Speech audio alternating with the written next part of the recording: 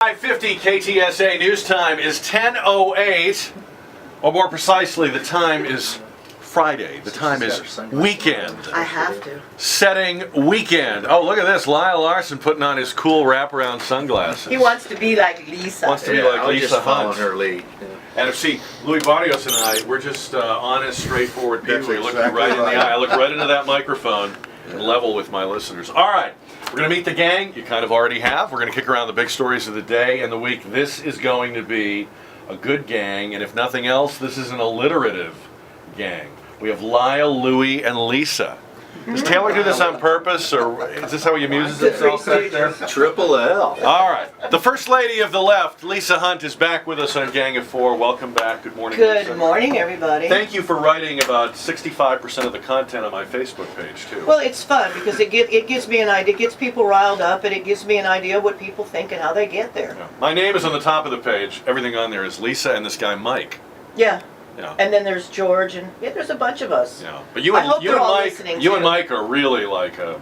Well, Dynamic duo. I get a lot of information out of Mike. Have you ever met Mike? No, and one of your fellow writers on there had wanted to meet me, and she said we should get together and have lunch. So I said okay. I haven't heard from her since. See, they're afraid of me. I don't know. I don't know why they're They afraid should of be. me. No, they're right. I'm certainly not going to stab them in the restaurant. I don't mean, know about that. it's craziness. I'm worried. Yeah, you should be. Louis Barrios from the Los Barrios family of restaurants and family. Welcome That's right. back, Louis. Well, thank you very much, Jack. What's new? I know you're getting closer and closer to the third location. That's right. We started the site work Yeah. close to SeaWorld on Westover Hills Boulevard, Violas Ventanas. Right. And we're very excited about how things are going. But I want to give a shout out to all our customers that we share. Every time I come out on your show, customers approach me and say, I love listening to you on Jack's show. I love Jack. So your listeners and my customers kind of blend together. So Absolutely. Glad. That's a good. Yes. That's a good overlay. I think so.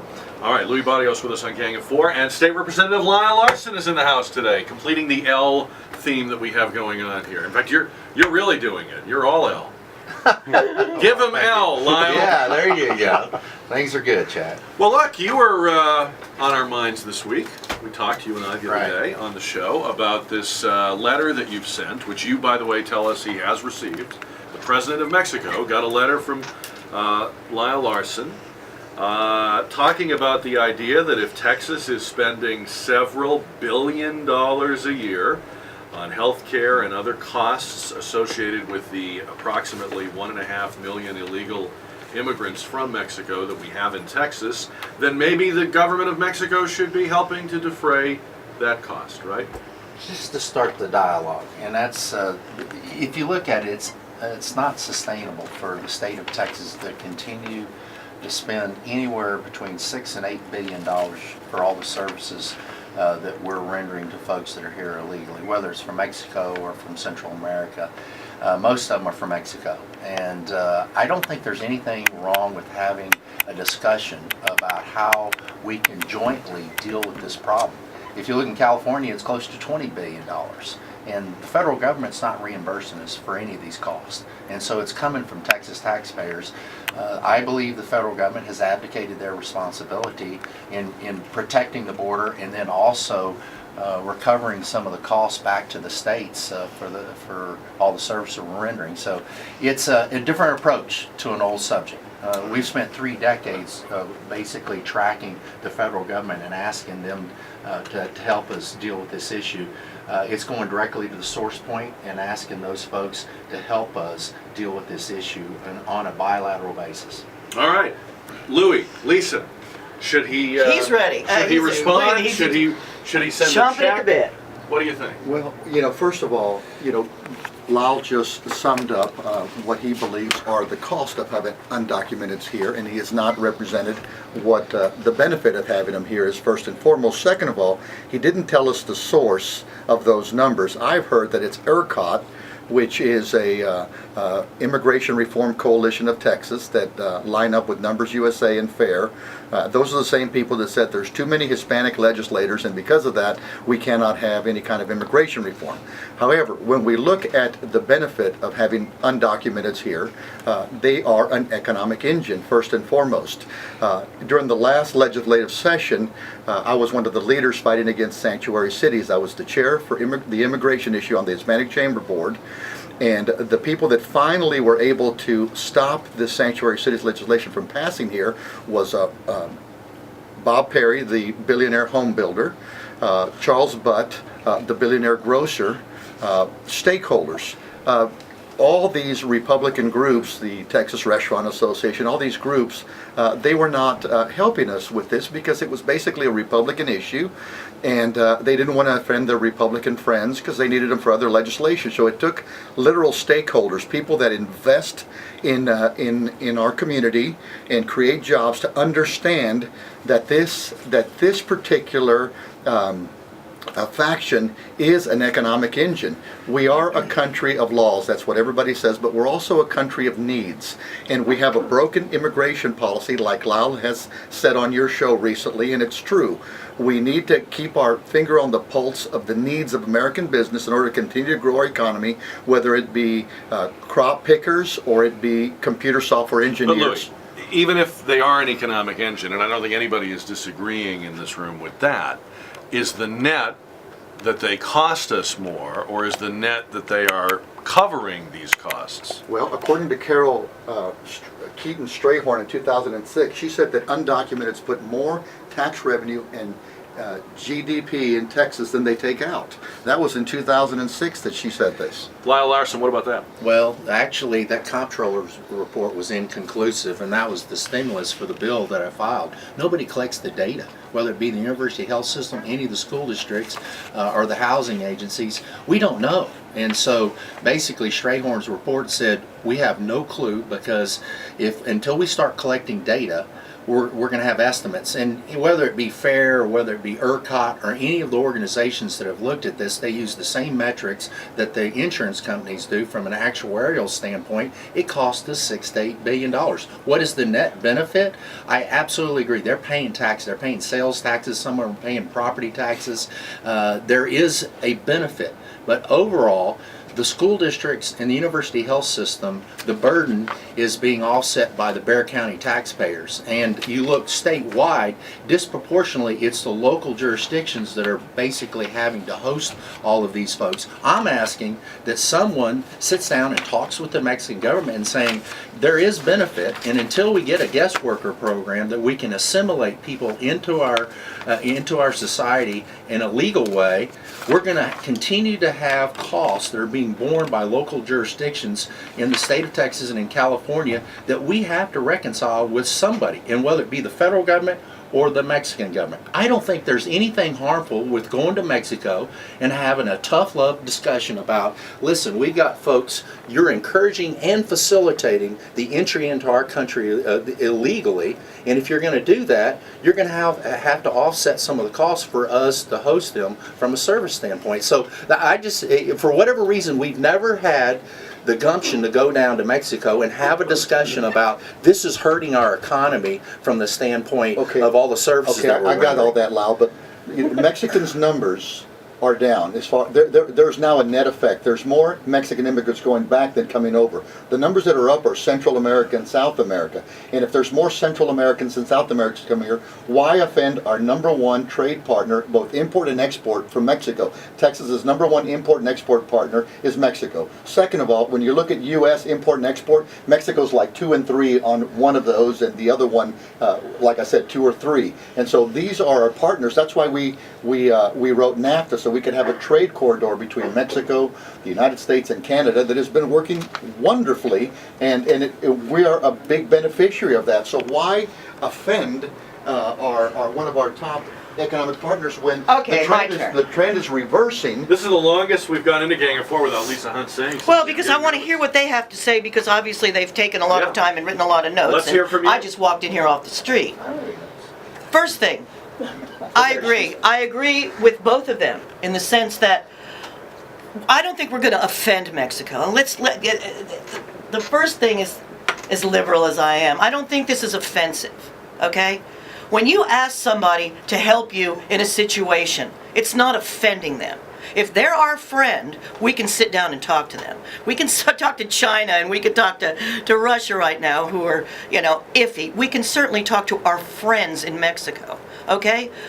We have a system, a healthcare system in this country that I'm in the middle of, okay? And I understand that the healthcare, there are lots of opportunities for illegals and places for them to go to get healthcare that are nonprofit organizations.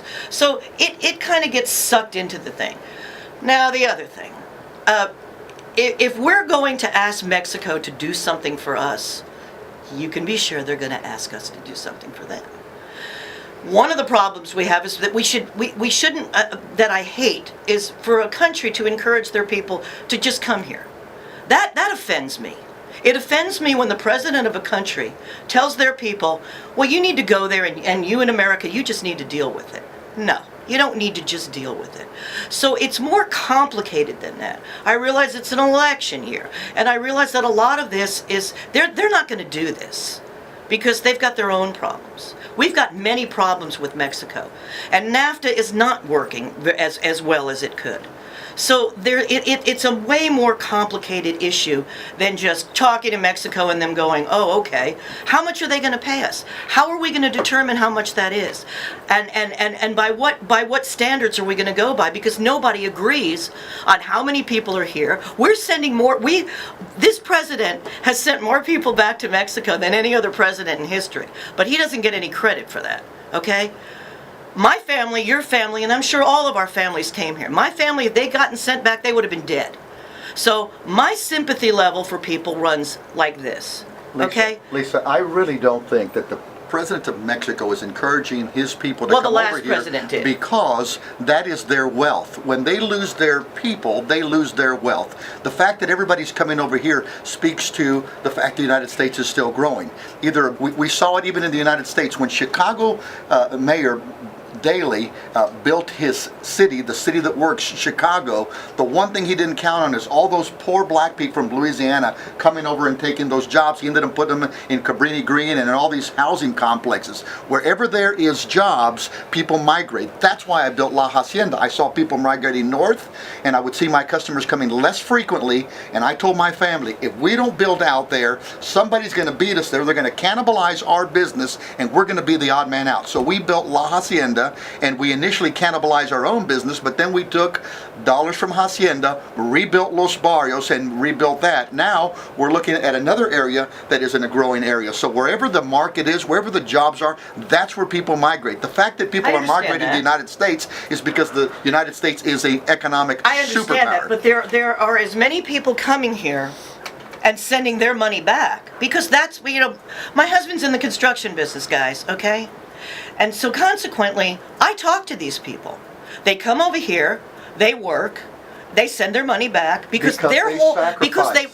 Yes, we all sacrifice. If a lot of people live in one house. And the other thing that's happening, and this statement still upsets me, even as a liberal, it upsets me. Please do not continuously tell me these people are here doing work nobody else wants to do. That's true. And I'll tell you why. And I'll tell you why. What they have done, they have devaluated the trades. That's not true. The trades have. Listen, Listen Lisa, to me. No, I'm telling you right now. They have argument. devaluated. Okay, here's the argument. It used to be when you built a house and you had skills. Listen, I've my heard this husband made forever. more money in 1976 than he makes here. Business is addicted to cheap labor is what Yes, you're they saying. are, and Well, let me tell you something. they That's not are. true. The consumer demands a low price. Well, because we're used to it. Before this recession began, one of the operators at pleading the San Lyle's Antonio, case. one of the members of the San Antonio Restaurant Association, I'm not at liberty to say their name, was selling 30% of their sales off the dollar menu. Since the recession, 70% of their sales revenue are off the dollar menu. So are we addicted to cheap labor, or does the consumer demand a low price? That's what I'm saying. When We are. Walmart started all this, they were going to be an all-American goods company. Now they're the biggest seller of Chinese goods because the consumer demands a low price. I know we do. Business but is just navigating we have around got the to needs change of the our consumer. mindset in order for all this to change. I'm just saying this is just a part of it. We're all immigrants, okay? I have nothing against anybody wanting a better life. That's not the problem. The problem is that we are addicted to cheap labor here. No, the consumer demands a low price. There's a difference. No, yes, we're it's addicted true. to it. We are, and the powers that be want to keep that engine moving, and that's what the other side of this issue is that they're not going to stop it because business way loves around it. government policy and the market. We're trying to survive and trying to find a business model that works. That's how we create jobs. And the and problem that's how is we it's never produce going to happen products for the because market. you've got one side that believes one thing and another side that for somehow or other believes the complete opposite. Ding, ding, ding, ding, ding. Return to your corners. Round 2. Gang of 4. Coming up after we get this headline break. It's 10:24 on 550 KTSA. Good. Yeah. Gang of 4 for free in the iTunes store now under Jack Riccardi, or go to ktsa.com, the Jack Riccardi page. Lyle Larson, Louis Barrios, Lisa Hunt, all on the gang today. We're talking about Lyle Larson, who in his capacity as a state rep sent a letter to the president of Mexico, Felipe Calderon, suggesting, or as you say, opening the dialogue about whether Mexico should be reimbursing Texas for the societal costs associated with 1.5 million illegal immigrants from Mexico. Louis Barrios said, actually, they're an economic engine. They're putting into this economy more than they're taking out. And Lisa Hunt, surprisingly, I don't know what, I'm so shocked. I thought you and Lyle would be fighting. Well, we and will Louis and I if would we be give it any exchanging chance. recipes in the corner. I didn't. This hasn't gone the way I thought it would. You know why? Because everybody tries to second guess me. They think, one of your little readers calls me a radical liberal, and they call the president a radical liberal. It's like, we're not radical liberals. I see this from the standpoint of my own life. My husband can't make a living because he gets underbid. My husband spends 99% of his time on the job fixing crap, okay? People who have decided that they are professional whatevers, and they're not. Okay, that's my life. My life is I have no health insurance, so I'm in the middle of certain circumstances that maybe you guys aren't. Well, let me take it back. That's not true. I still am not against... I'm still not against people coming from other countries. Let me go back to one of the contentions we had here in the last segment, which was this idea that they are such an economic engine that they are actually putting into the economy And creating jobs. more than they are taking out in services received. I got to tell you, Louis, I don't think that's possible. There was a study a few years ago done by the Heritage Foundation, and they were looking at low-skill households because there was really no other way to measure it. And about they estimate that about two-thirds of illegal immigrant families fall into the low-skill household category. A low-skill household is a household in which no one in the household has a high school diploma. What they found is that there's a huge deficit, probably at least $10,000 to $15,000 per year per household, between the value of the services received and the taxes paid. I mean, if you look just at education, let's say there's 1.5 million in Texas, and let's say that a percentage of them, maybe an eighth of them, are children going to public schools. I think that's a reasonable estimate, right? Maybe 1 out of 8? Okay. And what do we spend per pupil, Lyle Larson, in the public schools? Several $1,000s per, right? About 14, 15,000. Okay. Yeah. I don't know, let's say 10,000. Yeah. So if you take an eighth of the 1.5 million, you multiply it by 10,000, aren't you over $1 billion right there? Okay, listen. There's no way they're putting in that kind I got of what money. you're saying. You're talking about things that are measurable. Well, there's talk about things that are not measurable. Okay. For example, one of the things I contend is that undocumented create jobs. American jobs Americans want. There are some jobs that Americans will Fill not. them or create them? They create them. How do they create them? They create them. Okay, let me give you an example. The restaurant industry, 13 million strong nationwide, we're the largest employer of 16 to 24-year-olds. Right. We're the largest employer of minorities, and we're the largest private employer in the country. Half of the American workforce has worked in the restaurant industry at one time in their career. 60% of our employees are between the ages of 16 and 26. Okay? There's a lot of restaurant models, but never one without a kitchen. Without a kitchen, you don't have a restaurant. 90% of restaurant kitchen employees are foreign born. Okay? When you fill those with this immigrant labor force, then it creates the jobs that Americans want, which are server jobs, bartender jobs, hostess jobs, manager jobs, and then the people that support us, which would be a lawyer, an accountant, a computer salesman, the guy who sells us our groceries, etc. Everybody that supports us. If you take out that immigrant labor force out of a kitchen, you can't play the restaurant game anymore. So they create jobs by filling roles that Americans will not or cannot do. For example, the ag industry. Lamar Smith, who has finally become sympathetic to not only the ag industry, but now the restaurant industry. He said, Louis, after 10 years of you explaining this to me, I am now sympathetic to the restaurant industry because our profitability per employee is so low that we can't afford to pay what other industries can afford to pay, and so we can be pirated all our employees. So when we have this immigrant labor force in our kitchen, it creates jobs that Americans want. Americans don't want to be maids in hotels. They don't want to do the low-level construction jobs. They don't want to do ag picking jobs. I go to Chicago, New York, Washington, D.C. I ask the taxi driver where he's from. They tell you from all over the world. Right, never. So Lyle Larson, have you calculated or factored in to your assertion the unmeasurable, as Louis Barrios would say, effects of these illegal immigrants? Well, actually, there's been a lot of studies on this. When we've been discussing immigration reform for the last 2 decades, those metrics that we look at in doing actuarial studies, the cost is a lot higher. That's borne to the folks that are providing the services, whether it be the school districts, the hospitals, the housing organizations.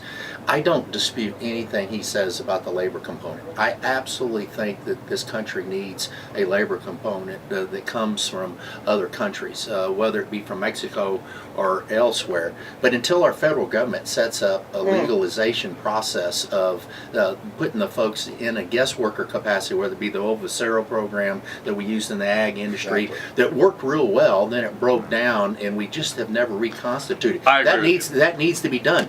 But right now, we've got $6 to $8 billion in the state of Texas that we can directly attribute back to folks that are not here. So then why didn't you send your letter, as I asked you the other day, why not send a letter to Washington instead of sending it to Mexico City? We sent a letter for $347 million for incarceration of illegal aliens. That was the Perry letter, right? Right.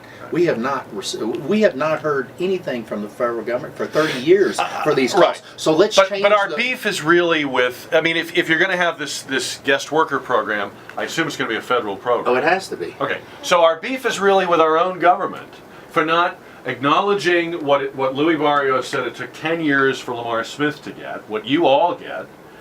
Our beef is with our federal government. The only way that we're ever going to fix this problem, we're never going to do it unilaterally. Right. We will never secure the border. It has to be with the dialogue with Mexico. Right. They have to have a vested interest to help Absolutely. us. Well, let's talk about that. Let's talk about that. Absolutely. I don't think that it would matter whether the president of Mexico exhorted his people to leave or not. The people are going to leave because it's the most logical, rational thing to do. If you are in Mexico and you are trying to get here, I completely get that. You're the most rational actor in this entire drama. What you're doing makes sense. You're doing what people all around the world do. They leave the weaker economy for the neighboring stronger economy. Well, and you're never going to change that. There's no wall that can stop that. There's no political dialogue that can stop that. And even if the president of Mexico got on his knees and begged people to stay, it wouldn't stop that. it's strictly an economic issue. I can't disagree with you So more we on all that. agree So on it doesn't that. matter what the Mexicans So, think about it or do about So it. we sit down and have a bilateral discussion. What is creating the problem? Well, we don't have the economy that's driving it. The 12th largest economy in the world, second largest importer of oil into the United States is Mexico. They're vast in their resources. They don't have They're not a the poor willingness country, is what you're saying. Right. They have the ability. They have as much oil or more than Texas has, and they have not been able to extract it for whatever reason, whether it be Pemex's inability, their corruption, all of that people have talked about. Let's help them. Sit down and say, this is unsustainable. Sounds like nation building. Well, nation building with a partner that is vitally important for us going into the future. If Louis, we do they don't- want that? Are they going to be receptive to a guy like Lyle Larson coming down and saying, let me help you develop your economy? Listen, Somebody if needs Lyle, to. Lyle understands that we can't do it unilaterally, we have to do it within both countries. And that's why you have to look at this thing pragmatically overarching. That's why we fought so hard with sanctuary cities. When the state of Arizona passed SB 1070, the country of Mexico put out a travel alert telling their citizens, do not go into Arizona because X, Y, and Z can happen to you. Right. So that was one of our big talking points. If you offend our Mexican neighbors by passing this sanctuary cities legislation, then we're not going to solve it unilaterally. So, okay, let's solve this problem with them. So let's not do the sanctuary cities that offend them that will separate us. We got to think logically about every piece of legislation and how it all Right, works but I just together. find myself being skeptical, and Lisa, weigh in on this, that Mexico, any Mexican administration, the current one, a future one, actually wants America's input. I'm not sure. seeing- I'm not sure either. I don't know the psyche of what really goes on in Mexico. Don't you agree, though, but that it's very useful to the Mexican status quo that they have this release valve of workers into the United States? Look, I've spent time in Mexico. I have watched how these people build houses. They amaze me. They amaze me. The work that goes into how they do it and what they do, I don't blame anybody for wanting to get the heck out of there. But until they start realizing they've got resources, their country is beautiful, they've got, they've got all this stuff, and 99% of their time is spent corruption, drug cartels. It seems we like the drugs coming into this country. We always have, ever since we invaded Panama. I mean, it's pretty obvious that drugs, keep that in motion. All I'm saying is I don't think that we're going to have a dialogue with Mexico. We're not going to be able to tell them what to do. But until we start working together, we all want the same thing. You want it, I want it. If you asked every American to actually sit down and think about it, I think we all basically want the same thing. We want people to be able to Jack. come here and be legal or have a guest worker program, and so we can track everybody and everything. And we don't. The cheap labor, we're going backwards. People Louis, are what were you making saying? less money. Let me dispute what you said, that the President of Mexico wants this release valve. First of all, the immigrants that come over here are the most entrepreneurial, the most ambitious that they have. So why would any president want to lose his most ambitious citizens? Because he can't do anything with it. Well, he can do something with them, of What can he course. do with them? Well, I mean, we went down. Why did they leave, Louis? The Hispanic Chamber went down, led by Mayor Castro last year. We met with the President of Mexico. He was boasting that they put out 3 times as many engineers per capita as the United States. They are building their economy. They are growing their economy, and that's why there are more Mexicans going back than coming over here. Why do these most ambitious and driven Mexicans come here? Turn things around. When they turn things around, then those people will stay. Brazil's But when they a leave, they're mess. making a rational decision that's in their best interest. But like you said, you can beg him to say he doesn't want to lose his most ambitious. If anything, he'd want to lose his laziest, like Castro when he sent over all his criminals over here. I just figure, Louis, these people have sized up Mexico, have sized up the United States. They've sat down at the table and talked about it and decided we'd be better off getting into the United States. And we would be better off creating a guest worker program Sure, so that we can, I agree. Let's move past that. We all agree. We're not Okay. doing anything. But I don't think you can argue that people leaving Mexico they're not unaware of Mexico. They must know at least as much about it as you do. Right. They've decided we're going to have a better chance over in the United States. We have another So, factor. I do believe it's a release valve. Let me tell you why. Because if you've got ambitious, hardworking, cosmopolitan people who become aware that they're governed in a backwards, limiting way, what are those people eventually going to do? They need to have a revolution. At the least, you're going to have social unrest. And at the worst, they're going to be out in the streets with pitchforks. They've been out in the streets. Number one, I got 2 points. Number one, they've been out in the streets. When Walmart came there, H-E-B, la-di-da, whatever the heck we're bringing over there and paying them nothing. I'm not sure if we should be paying them more. I'm not sure how that works. I'm not sure why we're not paying them enough. We pay everybody just enough to where they, then you've got all these women getting killed. I mean, you've got a whole host of problems going on in Mexico. The point I was going to make is if you live in a border town, we encourage people to come here. We send them flyers. We tell them, you know, all the stuff that if they, you know, because each community, I don't know if this still exists, I guess it does. It has in the past. Each of these little communities, either on the border or near the border of Texas and Mexico, get a certain amount of money from the federal government if a certain amount of people are using the services, like their Medicaid services or whatever. And what the government does is they said, you need a post office box in Edinburgh, or a post office box in Brownsville, and you know, we'll give you some Medicaid, blah, blah, blah, because the community makes more money. So our federal government is partially to blame for this. We're not talking about it because we're too busy talking about birth control and whatever the heck we're talking about right now. But that's part of it too, is we encourage it because people think, like I said, you know, I lived in California, I lived in Santa Cruz. I agree we encourage You know, it, but I think we also, it would be a rational decision even if we weren't encouraging it. To go to Oh, absolutely. To go to your point about will Mexico sit down and talk to us, the only time they're going to sit down and talk to us is when we refuse to continue to send money for drug interdiction, education, infrastructure improvements, U.S. aid. We send hundreds of millions of dollars into Mexico, into the blighted areas. Right. And when we say we need to sit down and talk, and we're going to hold our allocation of funding from the federal government until we can start working at a joint goal of solving problems for the border states dealing with this issue. Ironically, one of the first calls I got when the word got out that I'd sent a letter addressing the president on this issue was a legislator from the Valley that said, you know, they're killing our hospitals down here. He says the folks that are here illegally are filling our hospitals up. We cannot afford to run them because we're not getting reimbursed by anybody, and the state has cut the Medicaid reimbursement level. It's hurting our school districts, and so the border communities are adversely impacted more than any of the other communities in the state. So we've got to have a dialogue, and I think the only reason, and I would take exception to Louis' approach saying it would be offensive. It's not offensive if you've got a good relationship with someone to sit down and talk to them about problems that you have, and I think that's what we need to do. We've had so many opportunities. When the two Bushes were in the White House, I thought this is great. We've got a great relationship with Vicente Fox and George W. and we're going to work through some of these issues. We never addressed them. So why not? Why didn't they? I think for whatever reason. 9/11 happened. Well, That's 9/11, That's but when everything fell apart. Well, 9/11 happened, but we need to just sit down and have a discussion. It is unsustainable for the country and for our states to continue. My theory to do is this. that regardless of who you have in the presidency, both parties are afraid of this issue. They're just afraid of it.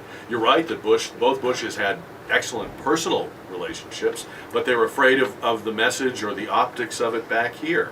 Getting tough with Mexico is somehow going to be seen as running against the Hispanic voter outreach, which is such a big fear and obsession with both of these political parties. Louis, I think you're going to agree with me on that. Both of these parties are so paralyzed with fear about that vote that they don't act rationally. They don't listen to rational arguments that you bring them or Lyle Larson brings them. They're not listening to the people in the border states that are begging, pleading for help. It's not a political thing, right? Right. People on the border that are broke are not Democrats or Republicans. They're in a crisis. Well, this is the problem. Everybody, you know, if you have issue with this, the first thing out of somebody's mouth is you're a racist. Absolutely. And it irritates me because I am not a racist. And if you're George W. Bush and you've got to, get your percentage of the Hispanic vote up in the next election, you're not going to get tough with your Mexican But folks that are counterpart. here legally, they're basically on our side. I agree. You know, and and they're that's afraid. pretty they're most here. of They're the saying, time. they're saying, Unless they have a vested we interest. followed the process. We got here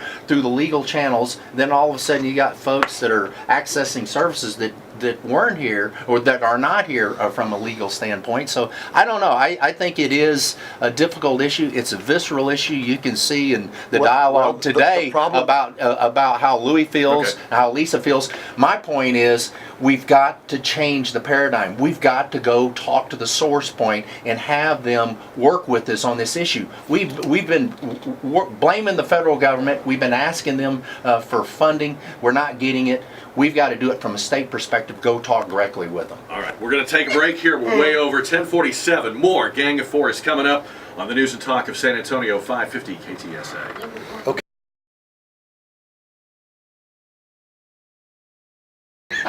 Yeah, I'm tired of immigrants. Lisa Hunt's tired of immigrants. And poor people. You should stop coming here. She is tired of you. Gang of Four is on for a Friday. Joe. Lisa, Louis Barrios, Lyle, Larson. We're asking our listeners today on the poll about this controversy into which every presidential candidate has now waded. Should the Augusta National Golf Club, where they play the Masters tournament, and they give out the green blazer, should they admit women? Lyle, what do you think? You're a golfer. I am, and I've been down and I've seen the Masters before. It's a private club. It's their prerogative on whether they want to allow them. I know it's a political issue. It came up the last presidential cycle as well. I think that obviously women's vote right now, they're teetering on who they're going to support. So it's a very emotional issue, and it's so politically driven. Why isn't it okay for some things to be all male and some things to be all female? Well, I mean, you got in the our Girl society, Scouts is that and really you got the Girl Scouts and you got the Boy Scouts? So we're going to have the Uniscouts. What exactly are we trying to accomplish here? And it's the I hate the same thought of people that are- uniform, by the way. I know. Uniscouts. but the issue is we've got gender separation in a lot of different organizations, and for whatever reason, there's a preoccupation with the Masters. They tried to drive the sponsors out 5 years ago, and they were going to boycott. Lisa, is this a hot Because of the button for you? IBM. I mean, It's because of the she's right. it's because of her. Is this you're a feminist? I wanna know is what this, she Is this a hot thinks. button for you? Or could you care less? It's not really a hot button for me right now because there's so many more important things. Yeah. Thank you. But that doesn't make it, I don't understand what the problem is. Well, I was. Why is it that that they want to be a little men's club? I guess they can. If they can, the thing is with me, if they can legally, and they don't care what anybody else thinks. then Isn't that go the ahead. end of the discussion? Well, no, actually, it should be the end of the discussion. Now, if the CEO of IBM wants to make an issue with it because she's a woman, Full sponsorship. she's the one. She's the one right now who's in the driver's seat, is quiet and non inflammatory person that she is.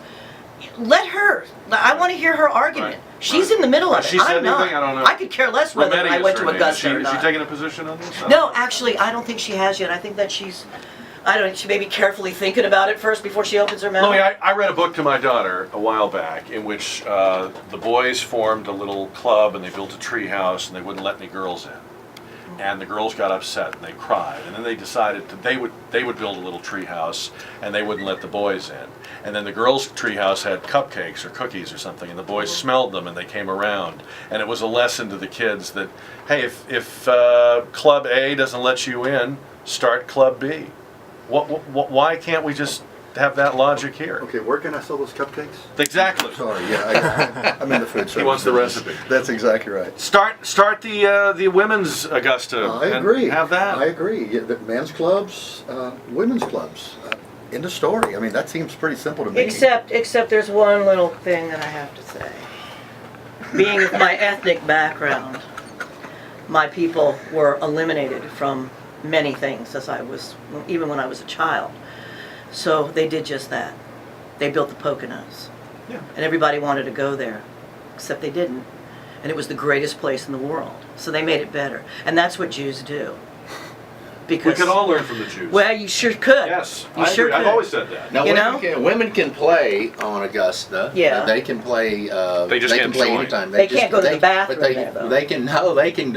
All of the services are provided. no there. women's room. It's a matter of You have to membership, pee and outside, this is is that what you're telling me? the whole focus on the membership is it's a politically driven issue, and I cannot believe that our president. This is part of his press conference that he's talking about the fact that we need to compel the folks at Augusta National Why? to.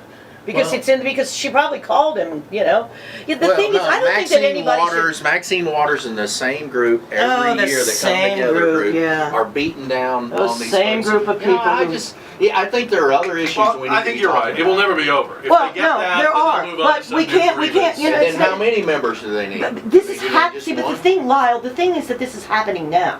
It's like, yeah, there are other issues, and I agree. It's not a big old hot button issue with me.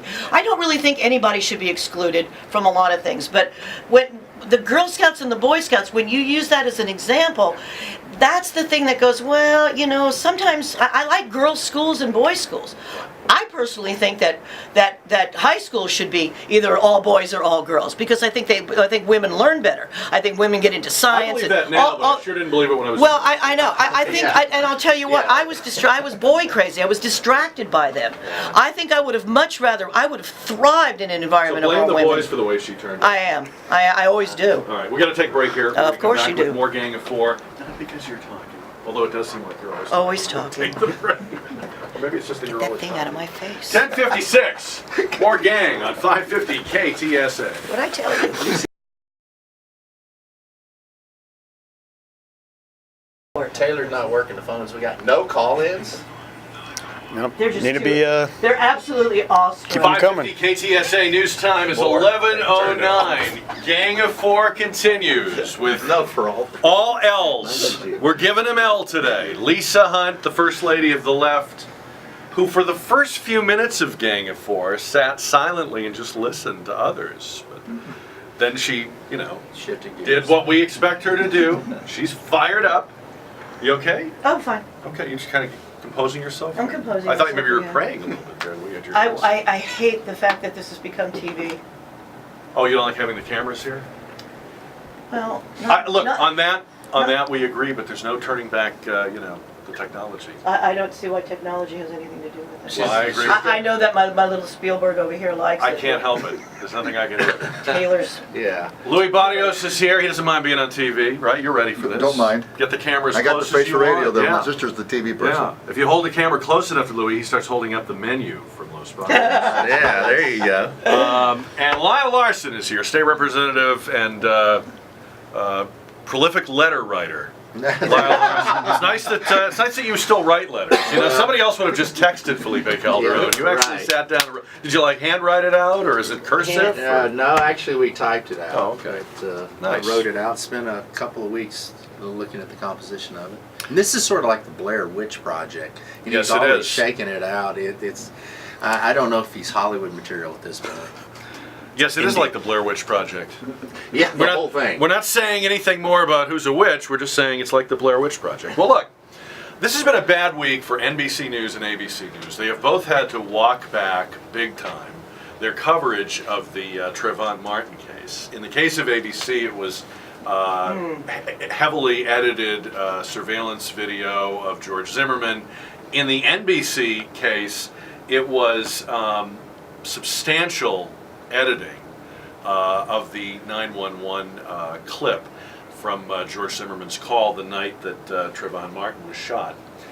Does anybody in this room believe, is anybody buying that NBC edited this by accident? They're still saying that. I mean, there isn't anybody who believes that that was anything but intentionally edited, right?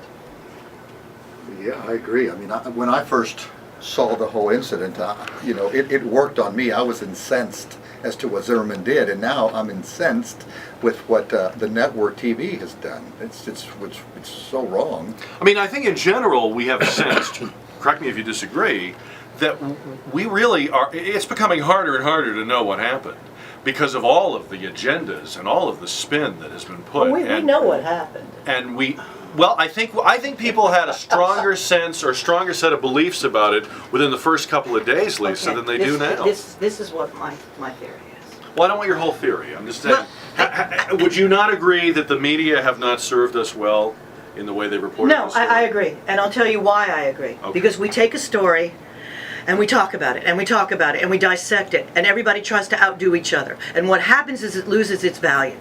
It loses its value as far as the true, what truly happened. Right. That a young boy Well, I got agree with killed I agree by with a man who should have never been wandering around with a gun. Listen to me. Now wait a minute. Listen to me. Wait a minute. No, I truly believe that no matter what happens, when you bring Skittles to a gunfight, you know who's going to win. Yes, but we don't know that George Zimmerman was a guy who should never have been wandering around with a gun. I don't know.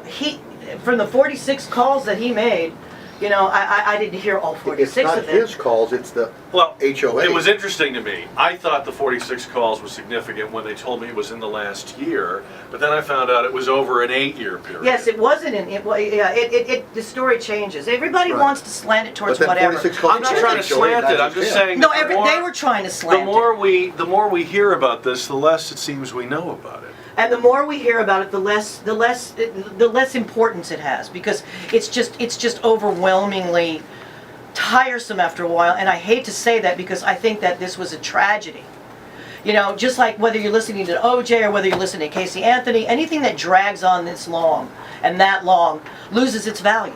We start and all the facts start to get, you know, messed up. And Well, that's Lisa says that if we do this, if we have this meeting, this national conversation, Lyle, Right. eventually there's no value to it. Is that true? Well, to go back to your first question about manipulating the data, that either whether it be the video or the transcript, whatever, it basically adds more fuel to the fire about the conspiratory nature of our news organizations. And you can see it in our presidential campaigns. Everybody's attacking the media.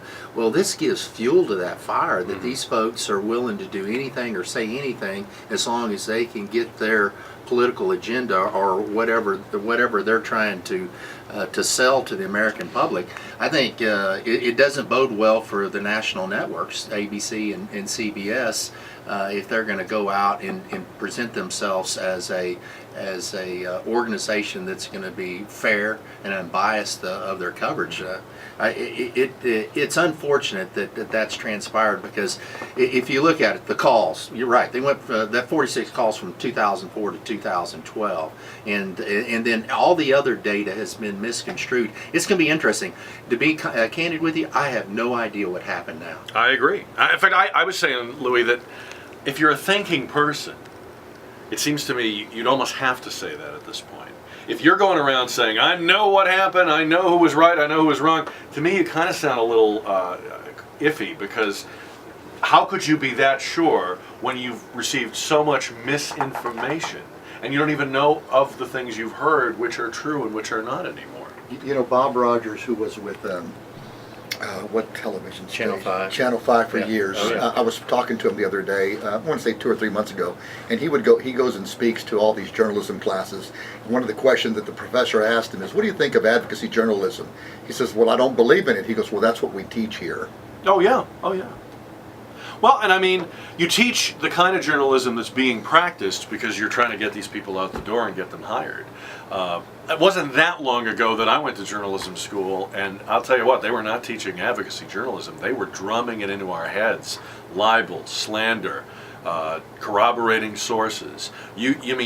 I feel like it was in a different era and planet, but it really wasn't that long ago. Has anybody that heard you had to do that? the whole transcript? I don't think I have. I mean, The whole what? the whole 911 transcript, any unedited version of this. Do we know? I mean, are you talking about the part where he tells him not to follow the kid? No, we're and he talking about the follows part him. where I mean, or where he's- which part are you talking? The editing at NBC. Or The NBC after he shot him.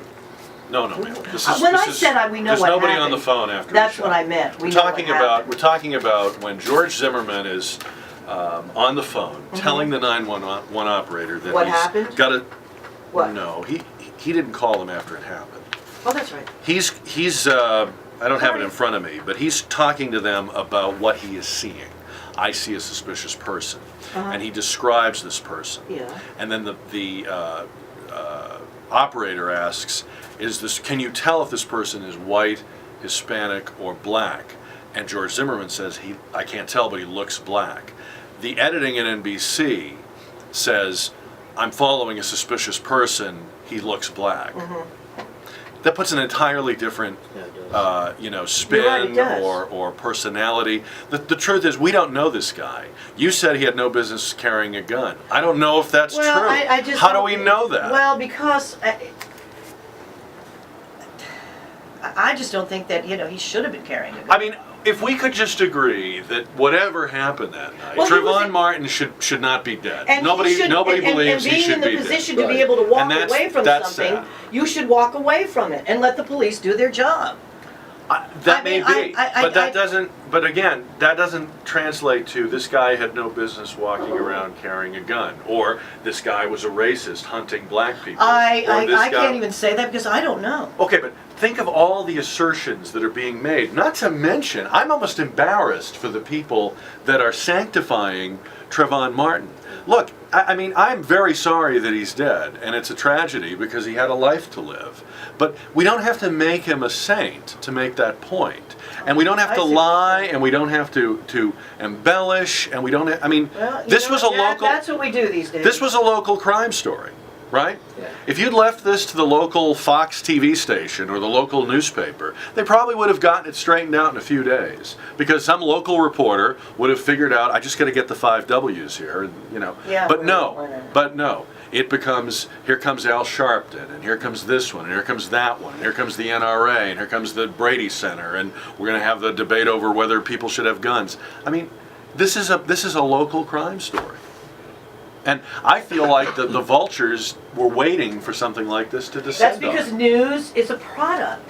You know that. I mean, not talking about it's, news. It's, I'm I mean, talking I'm just about- about to say that's why it turns into this, because the people that get involved, I mean, it's like they want you to watch their product.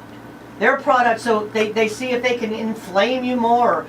Tonight we have this information, this exclusive information about Trayvon Martin, and they're selling a product. I mean, it's not even about the news anymore. It's about selling a product. Yeah, I think it's probably a slow news day. Then all of a sudden, something happens in the information age. That all that information, all the news organizations are affixed to it. Then it rises to a level outside of a local news story. Right. And then you talk about the story fatigue, about after weeks of coverage, and then it dissipates. Then it goes into the trial phase, or even if I don't think he's even in a grand jury yet. I don't think April the 10th. information. Is that Oh, right? okay, I didn't so know that either. so you look at that, Yeah. and then in about 3 or 4 months, we're going to hear the eventually outcome. But if it's a pretty busy news day, it's going to be buried into Just it. like It's gonna be a Iraq gets 15 buried, second Somalia spot. gets buried, and we Honey, don't talk about it. that's Yeah. exactly right. So Will it I be think as Out of big a- sight, out of mind. Will it be as big a story if they prefer charges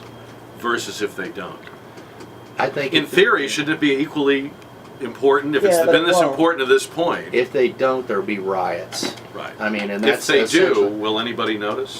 Well, I think at that point it'll knock the steam out of the story, because that's what everybody. So then we wanted. really didn't care about the justice for the dead boy, because if that was what we really cared about, then people would take note and would think it was significant that the grand jury charged him, right? Right. So I think it's a very false premise that this is about the dead boy. Right. And I'll tell you something else. Early on, I found the police report online, and I printed it out. Last Friday, Nico LaHood, the attorney, was on Gang of Four. He sat where Lyle Larson is sitting right now. He looked at that police report, and within minutes, he had pulled out of that police report salient, interesting facts I had never heard reported anywhere. How many times have you heard somebody say, they didn't even take his gun away from him, they sent him home with his gun? George Zimmerman. Not true. They have the gun. They've had it since the night of the shooting. Where is George Zimmerman's blood and these injuries he supposedly had? Right in the police report. It says Engine 38 of the Sanford Fire Department showed up, treated and cleaned up George Zimmerman. So why does nobody know that? I I don't mean, on know. any station, including my favorite Fox. I don't know, Lisa, not to be too conspiratorial, I don't know that they don't know it or if it doesn't fit. Well, that's No, what I'm that's a good saying. point. I'm one of those people who rather hear the facts than hear what I want to hear. I think there are a lot of people that really just want to hear their side of the story. Then you know what you need to do? Then you need to go to websites like the Smoking Gun. I go Get to the police report. Let me because tell you you what. can't trust what people are telling when you I have a about these question about the things. constitutionality of something, I don't listen to Fox, I don't listen to MSNBC, I go look it up. Okay? When I'm interested in something, I look up as much information as I can from sources that are from both sides of the aisle. So will that become more? Will one of you, either Louis or Lyle, said that obviously the NBC, ABC, credibility are more in the wake of this story. Will more people Will they just forget about this, or will more people say, hey, from now on, I'm not going to believe the first thing I hear? I think it will definitely jeopardize the credibility, and people will turn it off. I think it hurts the national networks because they're the ones that are affiliated with this. It's just unfortunate. I think it's the CSI or the Hollywood focus on creating a story. The journalists are out on the street trying to make it so attractive that they know that it'll rise to the lead story at whatever station they're working at. And so they got to make it glamorous, and they got to make it this sound like there's a conspiracy or there's a plot of some sort. Otherwise, you'll just get buried into the news. And maybe that's what transpired, that all of a sudden people started focusing, started manipulating it and saying, you know, this is a worthwhile story now. It really is, like you said, a local news story that unfortunately a young man lost his life, and they're sorting through the issues. It's interesting to me, too. The thing that really brought it to the media's attention was that Trayvon Martin's family was disappointed, this is not a strong enough word, they were very, very concerned about the way the Sanford Police Department was handling the case. They went to the media, which is a very common thing. And Louis, your family has been touched by violent crime. Yes. It is very common and effective for the victim's family to go to the media. No reporter is going to turn down that interview and say, look, we don't think they're doing it right, or they're connecting the dots, or following up, or whatever. That was legitimate to me. I think that all through this, Trayvon's family has done what they had to do. I get that. It's everybody else who descended on this, pretending to care about that family or that young man, and I don't think they gave a damn about them. I think they saw an opportunity to preach their gospel, whatever their gospel is, and they stood on this kid's body practically and used it as a platform for disputes that predated this shooting and will go on long after it. I agree. Well, the media, you know, they came to us because the house was on fire and we were there. The house was on fire. Right. And so we just basically, wanted to make sure the story was not about the last 10 seconds of my mom's life, but rather her 76 and a half Yeah. amazing years. Right. Yeah. And so, yes, the media will do what the media does. And there was a point where I had to finally cut them off and say, my mom is not going to be, Good for you. it's not going to be all about Joey Estrada Jr. It's going to be about my mom. Right. And so there comes a point where you have to kind of try to manage the chaos there. But I mean, you can see where it would get. You're a media savvy guy, and so's your sister. She's a media savvy person. But you can see where something like this just has spun completely out of the control of the people who actually have a stake in it. Well, It isn't even about them. It makes you wonder what they think. And that's See, what, it becomes out of their control. Right. Their own lives and their own son's life becomes out of their control. And I think that's what bothers me about it. I am not a racist. I mean, I don't know how many times I got to say that to anybody. I believe you, It's Lisa. pretty obvious that it's hard for me because I'm the smallest minority probably in this country that I can't be a racist because that's just not impossible. But I think that perhaps it just gets out of hand, and I think that you have a point, and I think that you're right to the sense that people come into this for their own personal, agendas. And, Al Sharpton and Jesse Jackson and those people, that's what they do. I mean, I'm not sure how many of them really do care about Trayvon. I'm sick for his family. Well, like a lot of my colleagues know- have pointed out, where are these people in talking about a much greater and more serious epidemic, which is young black men killing other young black See, men? but when If you you talk care like, about okay, it, when then you talk that's like what that, you need they to say care that's about. what they say. They say you're, But it's that's an racist. established fact. The vast majority of that crime is that. It's not the idea that white men are killing black men. That's a I don't dog. think anybody. That's thinks, a man I think bites black dog People story. think white men. Of are course killing not. black men. But if you care about people and what happens to them, then but if you care about people and what happens to them, then wouldn't you talk about that even if it's not as sexy I or agree, I as agree. attention getting? you know, And there are people talking about it, and they're serious. But I don't think Al Sharpton's serious because this is where he goes. every time one of my managers lets go of an employee, I ask him the question, did that employee not serve us well, or did we not serve him well? Why do we have to let him go? And every time I see a crime with a Hispanic or a black, youth on TV where they broke into whatever, robbed a bank, I ask the same question. Did we as a society not serve them well, or did they not serve us well? And most of the time I think that because of bad government policy, we don't serve the poor communities well. All right, we need to take this break. We'll come back with our final segment, 11:27 on 550 KTSA.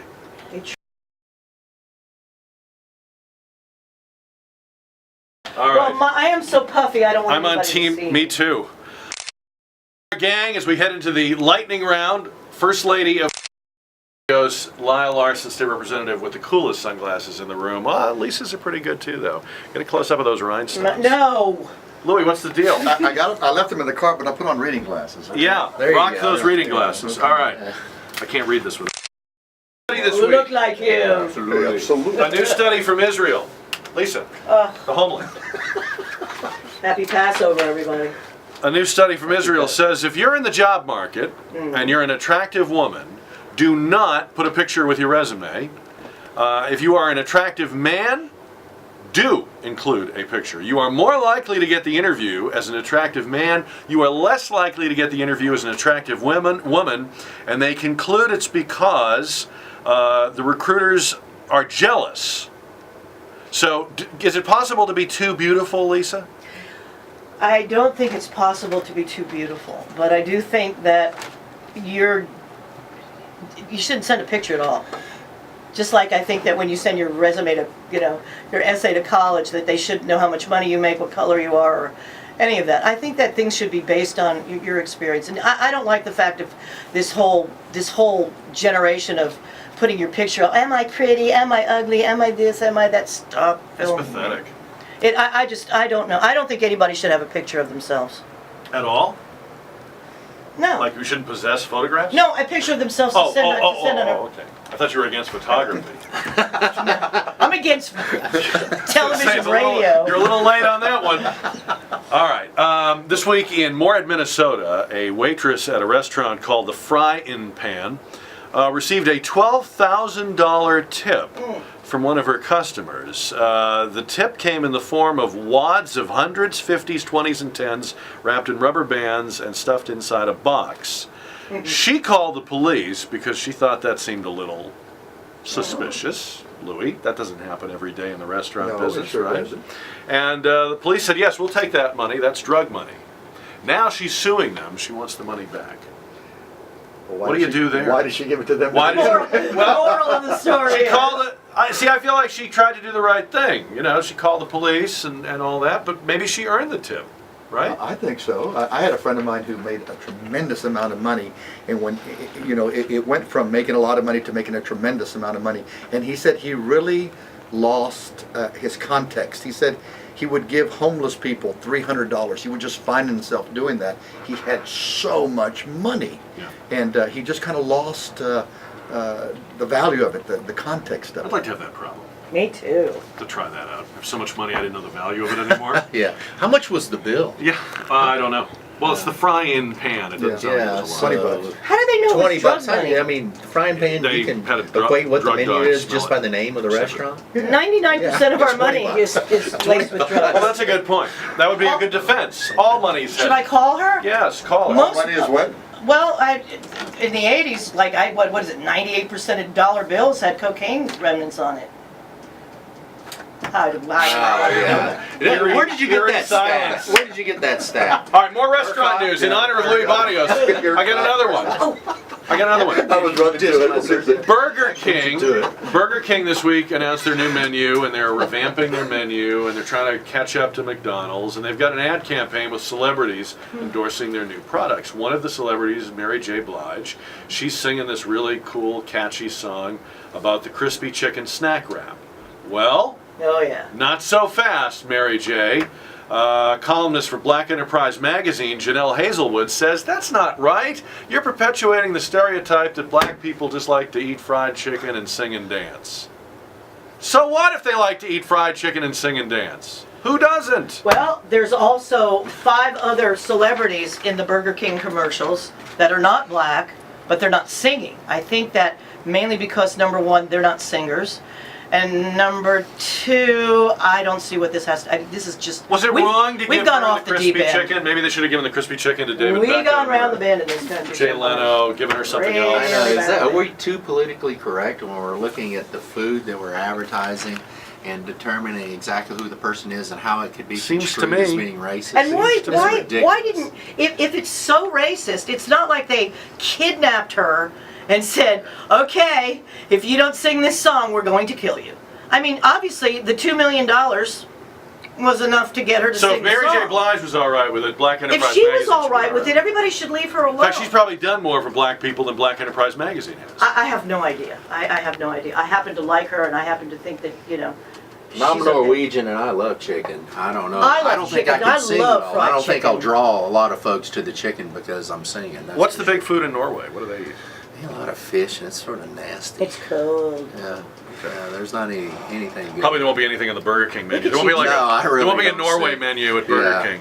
Yeah, give me the Oslo special, please. What is Hey, going you on? guys, I haven't seen two people on this show text as much as Diane, whatever her name was, Diane. She Brown? Well, we fired her. Yeah, when she was on this show, she texted the entire time she was on this show. She did? I finally asked her. I said, "What are you doing?" Because she certainly wasn't. Why are you worried about them texting? Because Are you I think- just you I think they're find it texting about you? humorous that these two guys are sitting here texting. They're texting a Well, little my bit. sister sent me a text, and she. I know. We are obsessed. They're with holding this. up their end of the deal. That's what I should have told the judge. content of the text is Lisa's brilliant. Get her Oh, autograph. sure it is. And I'm going, I'll try. Basically, that's You the wanted to context. thank our friend. Oh, I want to thank our friends at Williams Confectionery Crafts for bringing that wonderful food today that everybody tried and was delicious. And where are they? They are in the Brentwood Plaza on Topperwine. It's about 2 blocks up from Northeast Methodist Hospital. And they will make you pretty much anything. She can bake, they bake anything you want. Special stuff, they have lunch. On Friday, they have these salmon patties with these collard greens that you're just to die for. All right. Pretty good What's going on with the- spokesperson. What's going on with the airlines these days? Have you noticed how many wacky stories there are? The pilot that went crazy, Yeah. flight attendants going crazy. This week, a Delta Airlines flight attendant had to be pulled off a Buffalo to Atlanta flight because of acting erratically. They don't think there was a security threat. We had the JetBlue captain. I mean, what's going on there? Is it just Fatigue. pressure, fatigue? It's fatigue. I think they're overworking. Absolutely. And all of a Morale's sudden, down. Morale's down. Yeah, and they spend too much time in the air. I guess Well, that's all true at the radio station, and we're not. But you know, people make, yeah, well, it's not reported what's People going on. make hard money to tell as a when we're result. acting erratically, isn't it? Yeah. people make money as a result of travel, but people in the travel industry, the airline industry, do not make money. They're the ones that are the They're big feeling the losers. pain. Well, listen to this. More pressure now for these poor people in the airline business. Ryanair is that budget European airline, and they do a lot of gimmicky things. Among the cost-saving measures they are now announcing, according to London Daily Telegraph, they're encouraging their staff to watch their weight. Because, you know, got to carry the X number of pounds of flight attendants and pilots and crew. So to keep Ryanair Thank you so profitable, much. they're trying to ask you to, you know, keep your weight down. Well, I fully appreciate what they're trying to accomplish there. When you're sitting on the aisle seat and someone large coming by bumps you, normally it disrupts your whole flight. So I appreciate the initiative to try. Not only Well, they're it's squeezing healthier us for in the tighter folks- and tighter on those planes too. So they're going to have to make tighter, flight but just attendants people skinnier. walking down the aisle, the Yeah. large people, and I'm one of them. I run into people all the time on the aisle, and it's like. It disrupts the flight. So I appreciate what Ryanair's doing. It's for the health of It's the for the health employee. and welfare of everyone. Right, and also for the flying public. I Did you hear about that lady that had to land the plane because her husband Yes. had a heart attack? How about that? Huh? Very nice. And she was saying that her husband hadn't wanted her to take those lessons. I Yeah, guess I she got showed kidnapped him. by drug dealers one time, and You got kidnapped by I'm drug so glad dealers that we one did time? that. I didn't have to land that plane. What? Yeah, it was a kind of a joke. Oh, I thought you were. I did. I had not really I think the kidnapped. gentleman was in his 80s, right? Right. Yeah, he Passed was 80 away or and- something. Yeah. And that she, that's pretty cool that she And was that able most to land pilots that plane. weren't able to, wouldn't be able to land it on one engine or whatever. There was a Yeah, and it was issue a with that. two-engine plane. It was a And dual one engine was plane. out. Yeah. She had insisted that she took landing and takeoff classes. She had insisted on that. Wow. And sure enough. Yeah, if I were going to fly in a small plane again, I mean, it's a little scary. I've been in a little helicopter too, but I think if I was going to do this, my husband had a plane, I would definitely. Wait, were you kidnapped by drug dealers or not? I have to know. No? Well, not really. Not really. You Yeah. can't be a little bit kidnapped by drug dealers. What is it? It wasn't really kidnapped. It was just You for went along willingly? So you were smoking some hooch and they drove off? No, in yeah, the they car? took off with the plane, yeah, and Okay. because I was afraid of little planes. I don't get it. Does Yeah. anyone else not get it? I'm not sure what's Yeah, I'm happening. not certain either. All right, Lisa, whatever you're talking about, God bless you. Happy Passover. Thank you, and happy Easter to all the rest of you. Thank you so much. Louis Barrios, continued good luck with your third restaurant and everything you're doing with Viola's Huge Heart Foundation. Thank you, sir. Let us help any way we can. Yes, sir. State Representative Lyle Larson, keep those cards and letters coming. I appreciate All that. right, we'll talk to you again real soon. It's 11:42 into the 5:50 KTSA News.